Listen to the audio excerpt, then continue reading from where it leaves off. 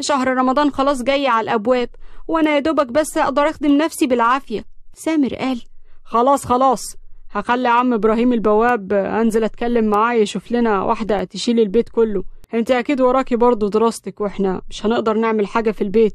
كفاية الشركة عليا والسهر على أخوكي. أنا مش بسهر ولا بروح ولا باجي، ما تظلمنيش يا سامر. أنا بقالي فترة منتظمة أهو. إيه، مش واخد بالك مني؟ كداب يا أبيه، الواد ده جاي امبارح الفجر وريحته كانت كلها حاجات وحشة، شكله بيشرب مخدرات كمان.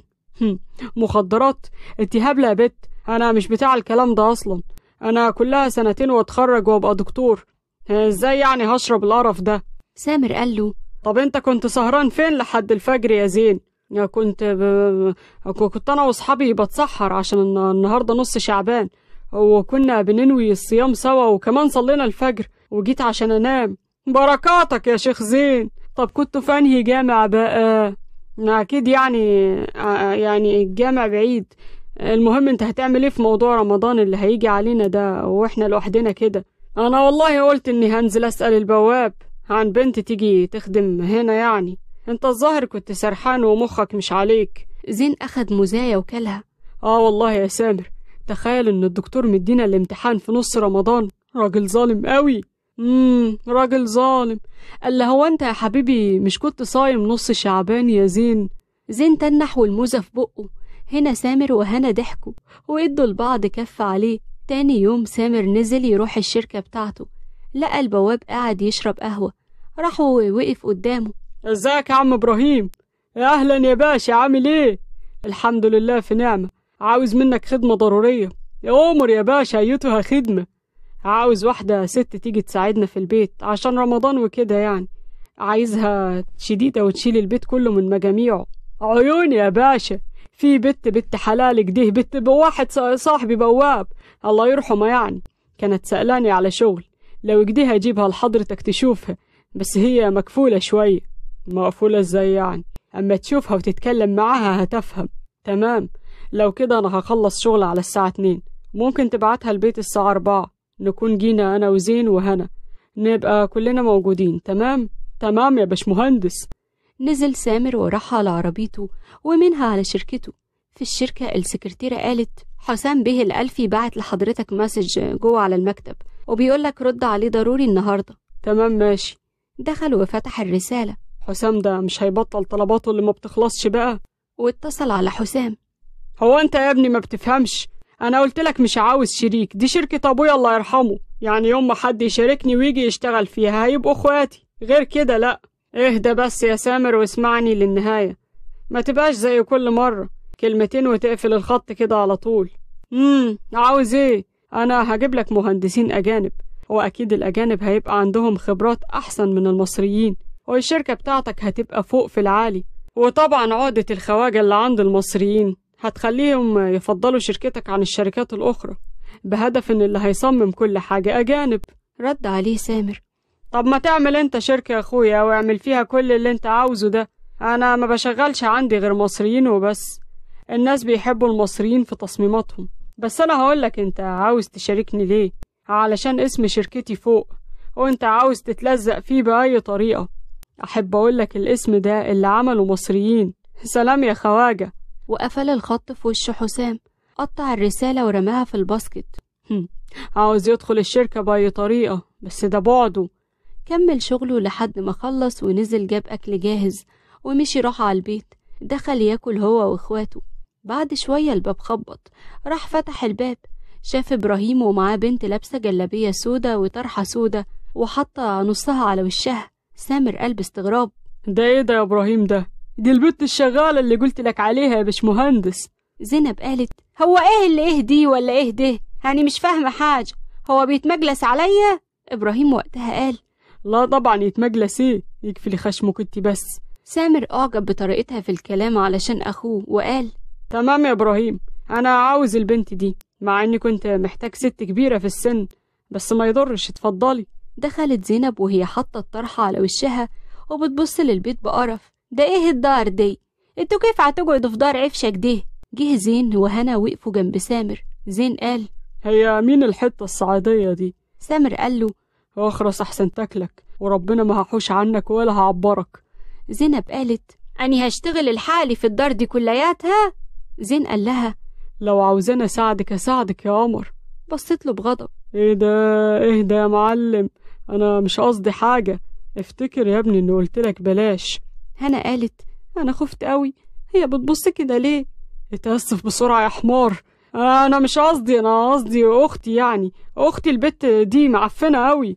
زينب اتنهدت بضيق: تمام، أني هستلم الشغل هنيه من ميتة. سامر قال لها: زي ما انتي عاوزة براحتك. خلاص تمام، أنا هاجي من الصبح عشان أوضب الدار. هو انتوا مش هتجيبوا زينة لرمضان نعلجوها ولا ايه؟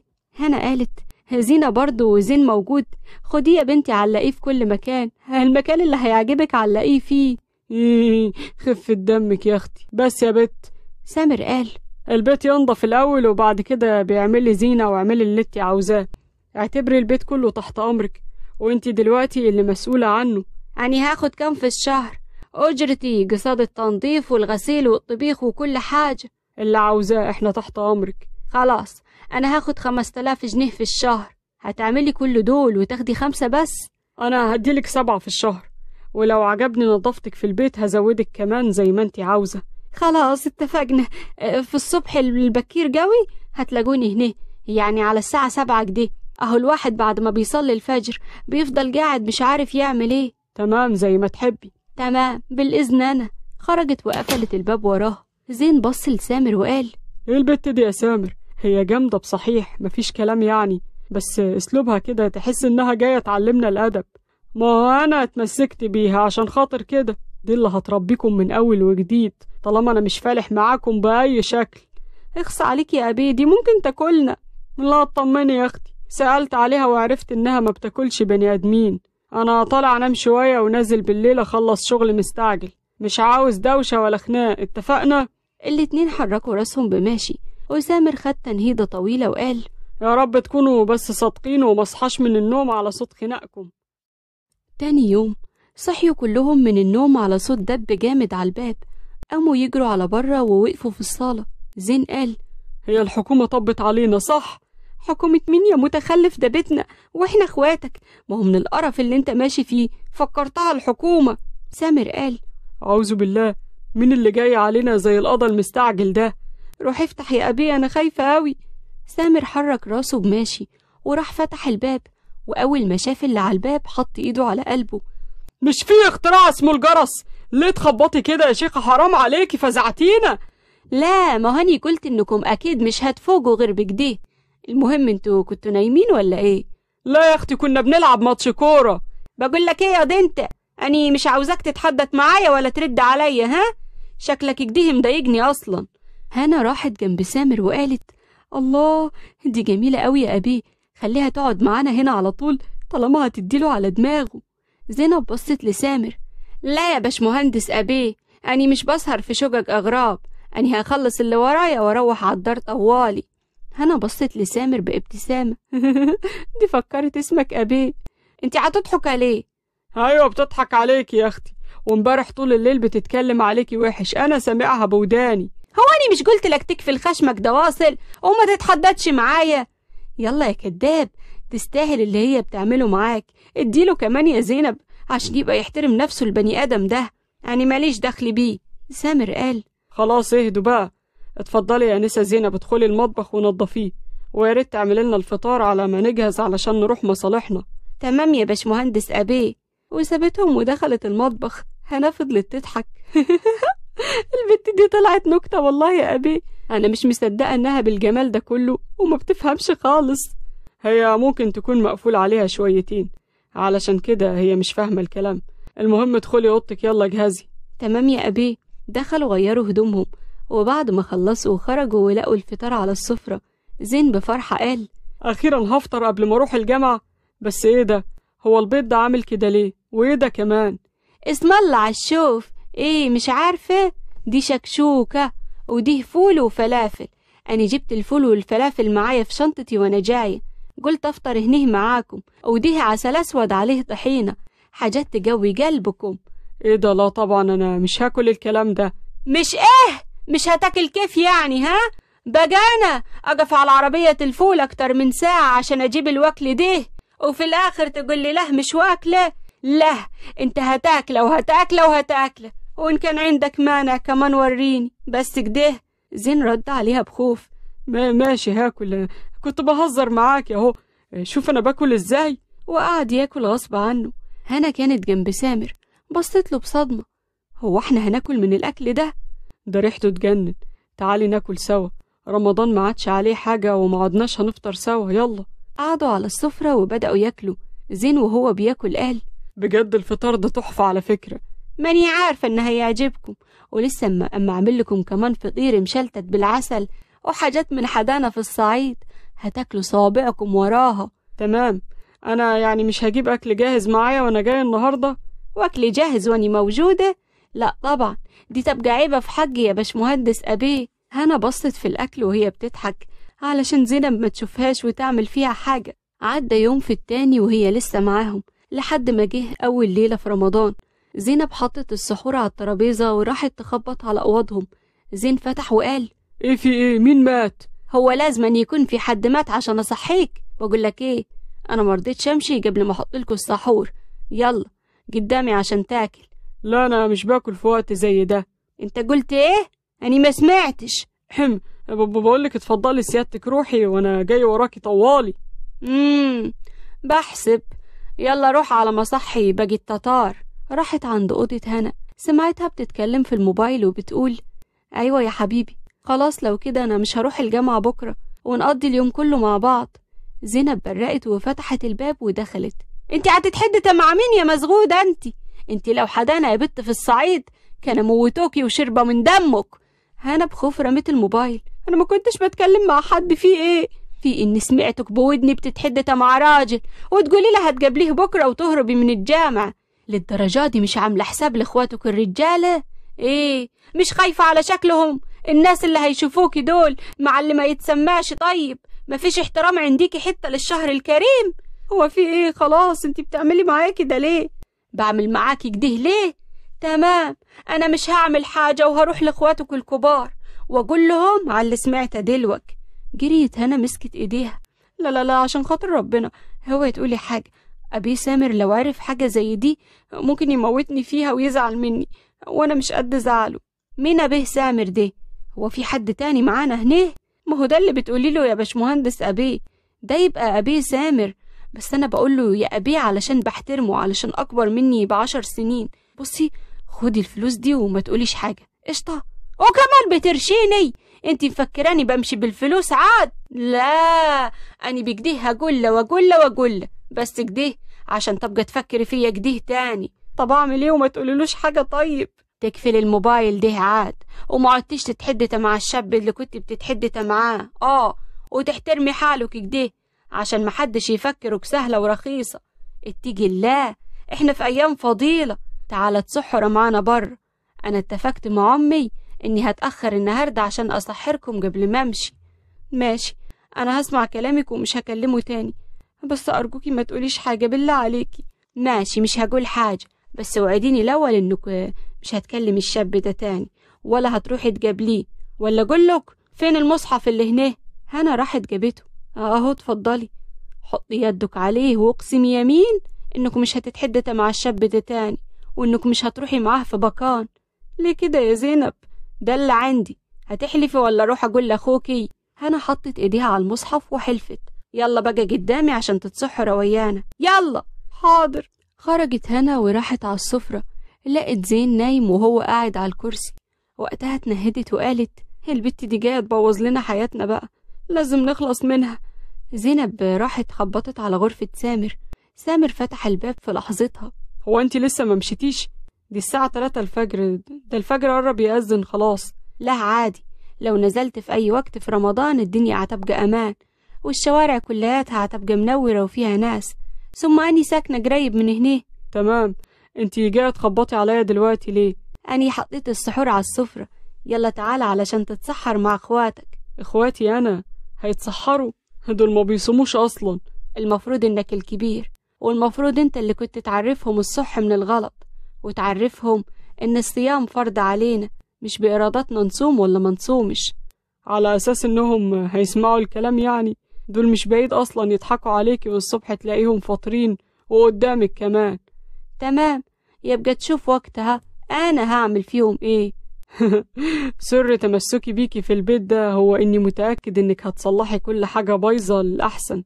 تمام، يلا معايا بقى، يلا يلا علشان السحور ما يبردش. خرج معاها وراحوا على السفرة، لقوا زين نايم وهنا بتلعب في الموبايل.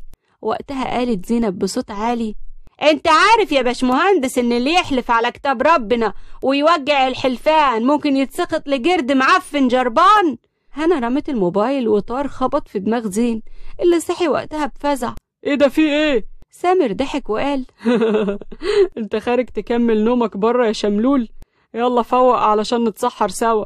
لو عوزتوا اي حاجة ندموا عليا، انا في المطبخ جوه. لا تعالي تسحري معانا يا زينب. لهو دي تيجي؟ كل انتوا بس بألف هنا وشفا. وانا قلت تعالي يا زينب، يلا روحي اقعدي جنب هنا. هنا بصت لزينب بخوف ورجعت بصت في الطبق اللي قدامها.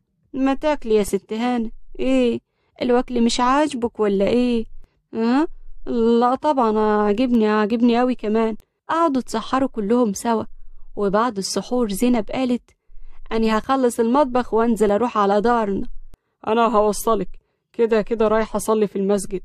انا نويت ان رمضان ده اتغير فيه للاحسن باذن الله. زينب بصت لزين وقالت: وانت يا دكتور يا صغير، ايه مش هتنزل مع اخوك تصلي؟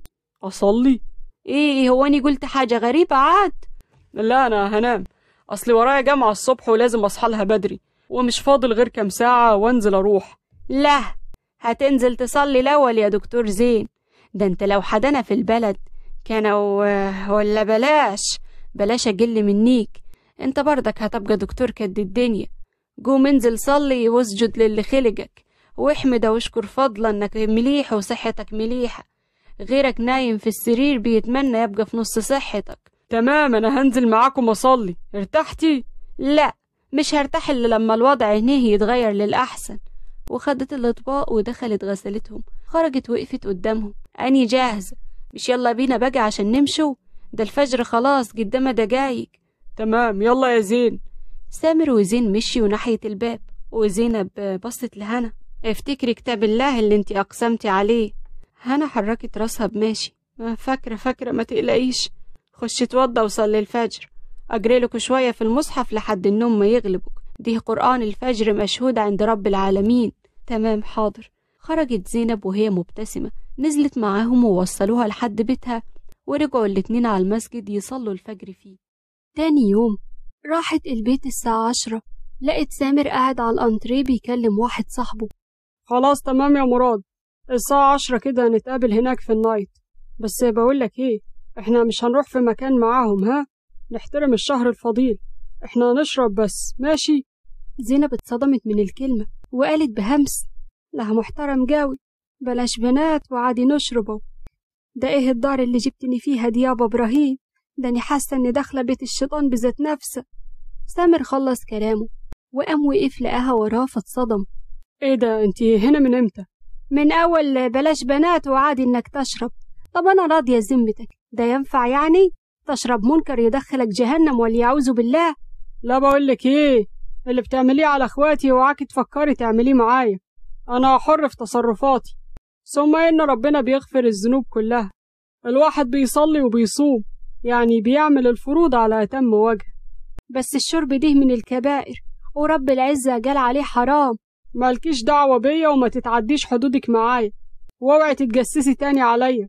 ايه، محدش قالك ان التجسس حرام ولا ايه؟ يعني ما كنتش قاصدة اتجسس عليك على فكرة. روح المطبخ، وطول ما انا هنا في البيت ما اشوفش وشك. يلا. ماشي، بس بكرة تندم بسبب الجرف اللي انت هتشربها دي. هتندم اشد ندم، بعد اذنك. سابته ودخلت المطبخ تخلص اللي وراها. بعد شوية سمعت الباب بيخبط، راحت تفتح الباب لقيت هنا واقفة ولابسة بنطلون جينز ضيق وتيشيرت قصير. كانت عاملة ميك اب كتير. وقتها قالت بصدمة: انت فطرتي يا هنا؟ لا ما فطرتش، لسه صايمة والله. انت جبلتي الواد اللي كنت بتكلميه امبارح؟ لا طبعا، انا اقسمت بالله على المصحف، اكلمه ازاي بعد القسم ده؟ امال اللي مهبباه في نفسه كده؟ وايه المكياج ده كله والبنطلون ده كمان؟ انت عارضة جسمك كده لخلق الله يتفرج عليه؟ ايه اللي بتقوليه ده؟ احترمي نفسك يا زينب، هو انت هتتعدي حدودك معايا ولا ايه؟ تعالى يا حبيبتي، تعالى وهاتي يدك كده. مسكت ايديها ودخلوا اوضة هنا ووقفتها قدام المراية وهي بتقول: انت شايفة ايه يا هنا؟ شايفة قمر طبعا. ورمت لنفسها بوسة في المراية. استغفر الله العظيم يا رب. بصي يا حبيبتي، الخلقات دي ما ينفعش واصل انها تبقى من خلقاتنا. انت المفروض صايمة وفي احترام للشهر الفضيل ولصيامك فيه. البسي خلقات واسعة شوية. طب ممكن افتح الدولاب بتاعك اوريكي انت ينفع تلبسي ايه في الشهر الكريم؟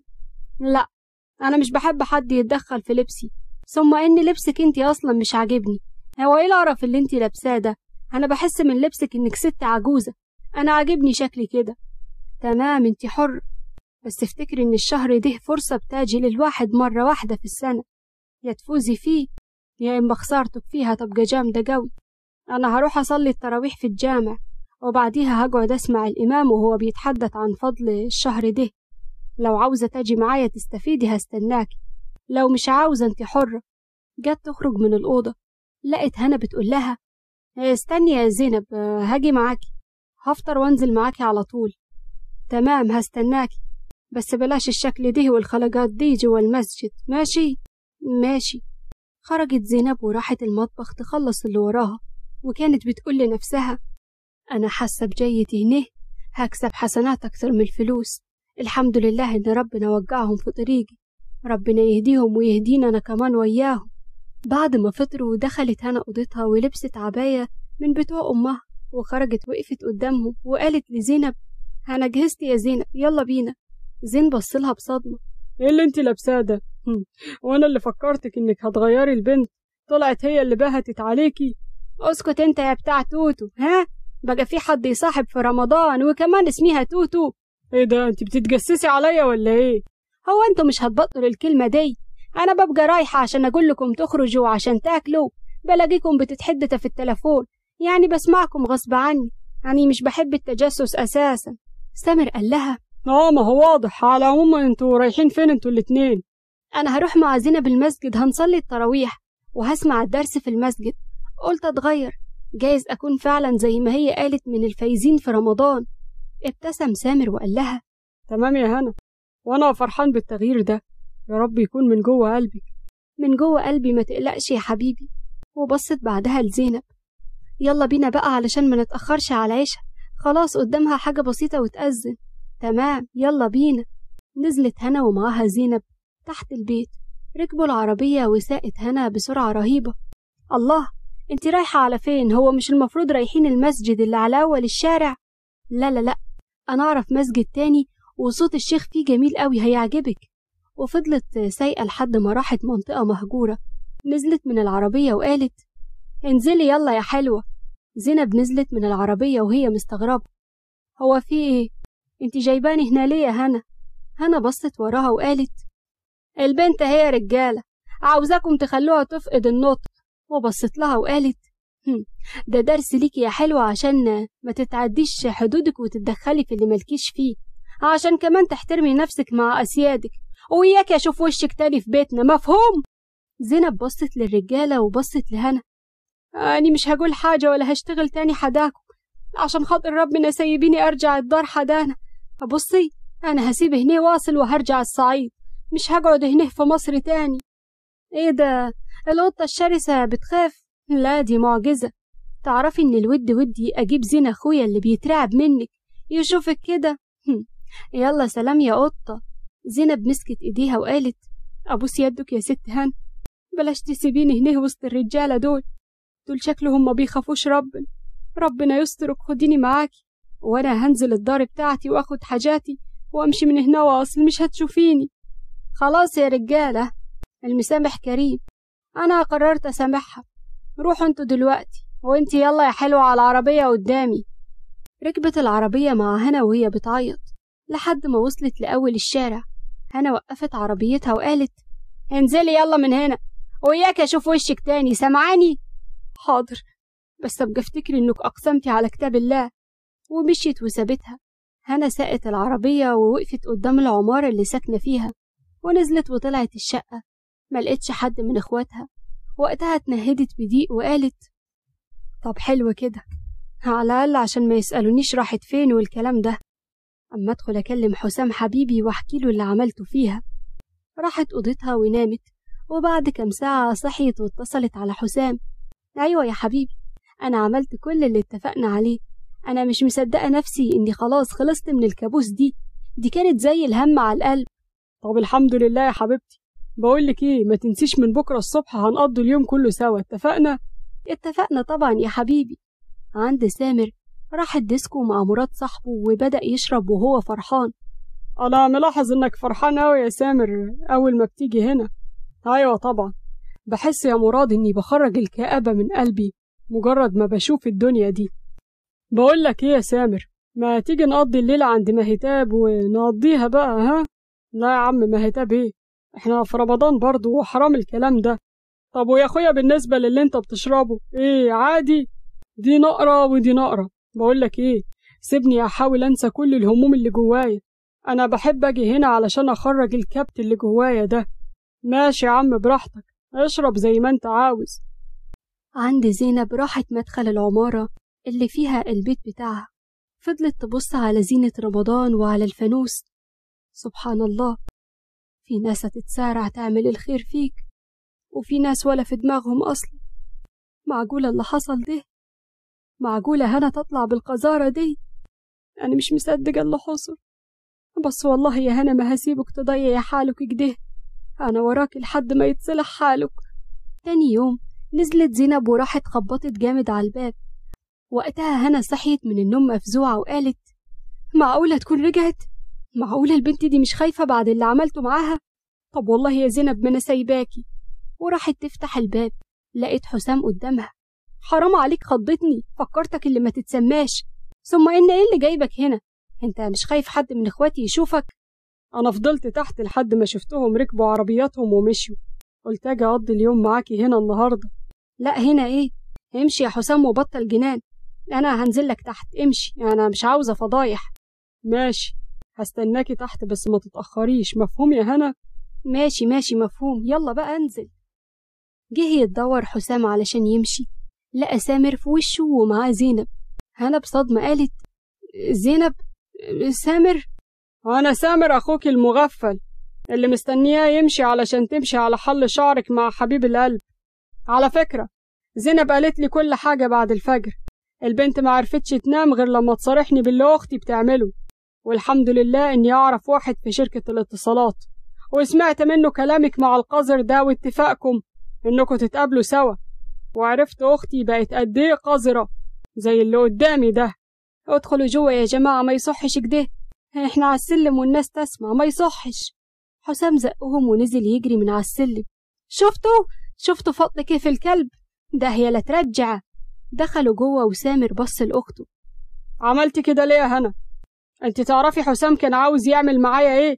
حسام كان متفق مع اصحابي انهم يحاولوا يضغطوا عليا علشان ياخدوا الشركة بتاعت ابونا، بس لما ما عرفش ياخد مني لا حق ولا باطل راح يشتغلك انت يا هنا. أني نصحتها والله يا باش مهندس، قلت لها تبعد عني وحلفتها على المصحف، وديك شايف وقعت يمين الله عشان واحد كيف ده. انت تسكتي خالص، أنا مش عاوزة أسمع صوتك. من النهاردة زينب ليها دور أساسي في البيت، ولو فكرتي تعملي معاها حاجة تانية يا هنا صدقيني عقابك هيبقى معايا أنا. يلا على أوضتك. هنا بصت لزينب من فوق لتحت بقرف وسابتهم ودخلت الأوضة بتاعتها. زينب بصت لسامر وقالت أنا قلبي بيقول لي إن الموضوع ده مش هيحصل على خير، الواد ده شكلك ده خبيث ومش هيسكت. زين دخل وبص عليهم. السلام عليكم. ايه يا جماعة، ازيكم؟ الحمد لله على السلامة يا شملول. الشملول جه. أنا نفسي ترضي عني يا زينب أكتر من أي حد في الدنيا، ده أنا عملت فيكي حاجة عشان تكرهيني كده؟ مين الكذاب اللي قالك كده؟ أني لا بكرهك ولا حاجة، أنت كيف أخويا اللي صغير. سامر اتكلم بضيق. بقولك ايه يا زين، أنا عاوزك معلش في مشوار ضروري. مشوار ايه ده يا سامر؟ أنت هتروح وين يا باش مهندس؟ ما تقلقيش يا زينب، هروح معاه مشوار وراجع. خلي بالك على هنا، حطيها في عينيك لحد ما ارجع، ماشي؟ تمام، ما تقلقش عليها، بس أهم حاجة ما تتأخرش على الفطور. أني هفطركم واروح أصلي التراويح. تمام، مش هنتأخر. سامر أخد أخوه ونزلوا راحوا على الشركة بتاعته. هو في يا سامر، انت جبتني هنا ليه؟ انا جبتك هنا عشان اتكلم معاك على راحتنا. حسام المتولي بيلعب على اختك، لو كمان كان جايلها البيت في غيابنا بعد ما نزلنا من البيت. طب وانت عملت ايه معاه؟ سبته يمشي من غير اي دوشة. انا مش عاوز فضايح، لان اللي هيتضر في الموضوع هو اختك. انت ايه رأيك ان احنا نجوزها لطارق ابن عمك؟ هو مش كان طالب ايديها؟ نجوز مين يا عم سامر؟ دي عاوزة تاكل علقة موت في اللي عملته ده. ثم ان طارق مين ده اللي هيستحمل يتجوز واحدة زي هنا بعد اللي عملته؟ موبايل سامر رن وقتها. دي زينب، استنى كده اما ارد. ايوه يا زينب، في ايه؟ الحقني يا باشمهندس، هنا مقطعت شرايينها. اكتمي الدم باي حاجة طيب وانا هجيلك حالا، هجيلك واخدها ونروح المستشفى. قفل الخط. ايه يا سامر، في ايه؟ دم مين اللي توقفه؟ اختك. نزلوا الاتنين بسرعة من الشركة وركبوا العربية وراحوا بسرعة على الشقة. دخلوا الاتنين ولقوا زينب قاعدة على الأرض جنب هنا وبتعيط جامد وبتحاول تكتم الجرح.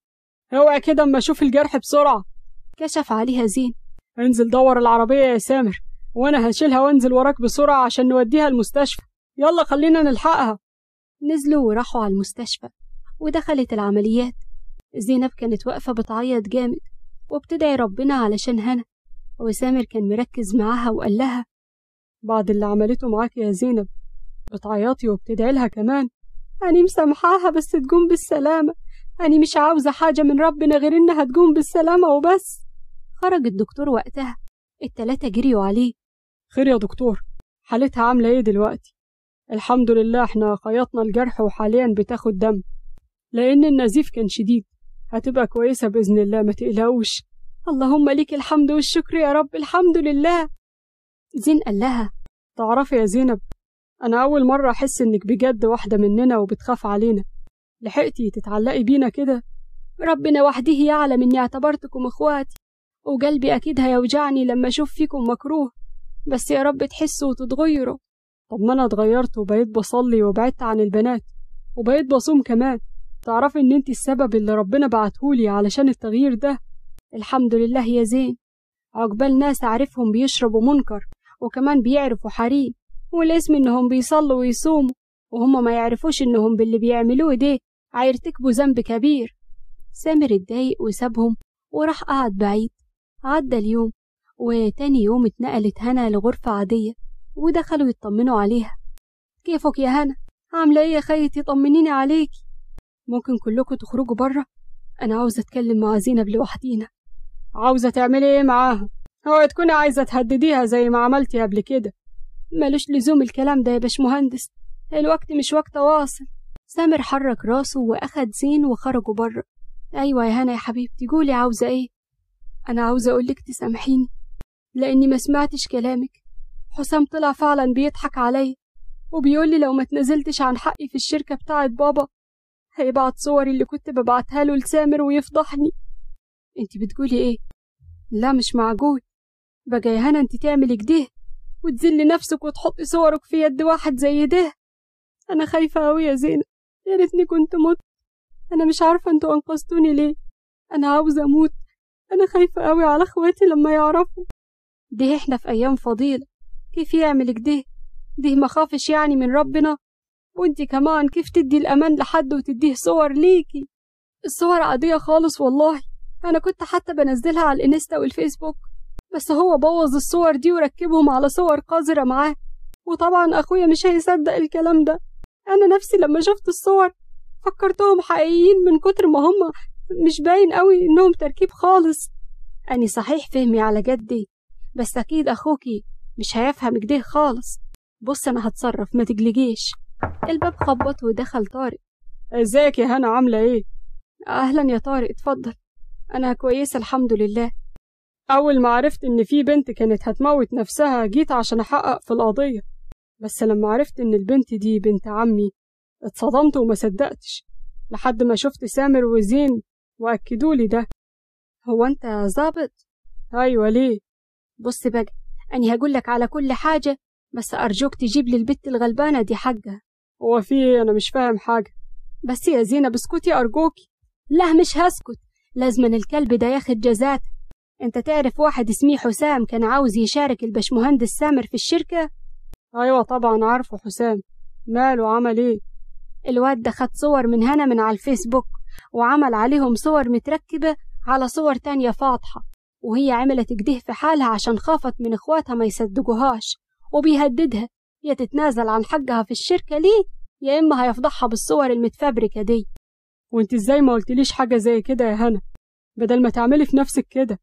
كنت خايفة قوي يا طارق، زين وسامر ما كانوش هيصدقوا، مش هيصدقوا بعد اللي حصل امبارح اني مظلومة. وايه اللي حصل امبارح؟ تقصد يعني انها كانت هتموت حالها. المهم يا طارق بيه، لازما ولابد تجيب حقها من الواد ده، يا اما بقى انا هروح هدخل يدي في كرشة واطلع مصارينا بيدي. ها ما تقلقيش، وانت يا هنا ما تقلقيش، انا هجيب لك حقك وهرميه في الحجز. اهم حاجة ما تعمليش في نفسك حاجة زي كده تاني. حاضر يا طارق، تمام. وبعد مرور كام اسبوع طارق جه البيت وقال لهنا حقك جالك يا هنا، اهو داخلين على عيد واكيد دخلته المرة دي غير. ايوه طبعا غير يا طارق، لاني وافقت اتجوزك، انت الانسان الوحيد اللي كان امان ليا وسط خوفي. سامر وقتها قال وانا واخوك يا هنا ايه ولا اي حاجة بالنسبة لك؟ انتوا كل حياتي، انتوا الحاجة اللي فضلت خايفة عليها كأني خايفة على روحي. وزينب كمان، زينب دي احن واحسن صديقة ليا، انا بجد هي اكتر حاجة هخسرها لو مشيت من البيت ده واتجوزت طارق هي زينب. زين قال ما طمرش فيها كل اللي عملته عشانها، تفرق ايه دي عن كل البنات اللي انا كنت اعرفهم؟ ها؟ سامر قال تفرق انها اختك يا اهبل. يلا يا جماعة تعالى الوكل على السفرة والمغرب خلاص قدامها دقيقتين. راحوا قعدوا كلهم ما عدا زينب اللي جت تروح المطبخ، لكن سامر نده عليها استني يا زينب تعالي. راحت زينب وقفت قدامه. أؤمر يا سامر بيه، عاوز حاجة؟ ايوه اقعدي كلي معانا، هو انا مش قلتلك قبل كده انك بقيتي مننا؟ يلا شد الكرسي اللي جنب زين وتعالي اقعدي. شدت الكرسي وقعدت معاهم، وأول ما المغرب أذن كلهم بدأوا في الأكل سوا. وبعد ما خلص رمضان جه فرح هنا واتجوزت طارق. وجه اليوم اللي بعده زينب كانت خارجة من المطبخ ووقفت قدام سامر.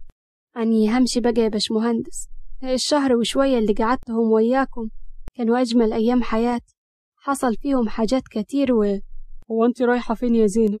يعني ما ينفعش أقعد هنه مع 2 عزاب، الناس تاكل وشي ودي حرام. الأول كنت قاعدة لما هنا كانت هنه، بس دلوقت ما يصحش أقعد. أني هرجع داري لحد ما ألقى شغل في مكان فيه حريم أو عيلة كاملة مع بعضيها. أي نعم انتوا كنتوا غالين عليا كيف اخواتي، بس برضه اتقوا مواضع الشبهات. وأنا مش هسيبك تمشي من هنا يا زينب، أنا اتغيرت وبطلت شرب وستات وانتظمت في صلاتي وصمت الشهر كامل من وقت ما شفتك. وزين كمان نفس الحكاية، وأختي كمان اتلحقت مرتين من حسام على إيدك. حياتنا كلها اتغيرت للأحسن بيكي، أنا لا يمكن أفرط فيكي يا زينب. تتجوزيني يا زينب؟ حضرتك بتقول إيه؟ زي ما سمعت يا زينب، أنا مش هلاقي بنت في الدنيا دي كلها أحسن منك. تعرف إني حلمت يوم 27 رمضان إنك بتقولي كده؟ لا إله إلا الله. طب وعملت إيه في الحلم؟ طبعا وافقت يا باشمهندس، وفعلا اتجوزوا وعاشوا في تبات ونبات وخلفوا صبيان وبنات، ولحد هنا توتة توتة خلصت الحدوتة. يا رب تكون عجبتكم وكملتوها للآخر. ما تنسوش تعملوا لايك للفيديو وتشتركوا في القناة وتفعلوا الجرس على إشعارات الكل علشان يوصلكم كل جديد. واستنوني في قصة جديدة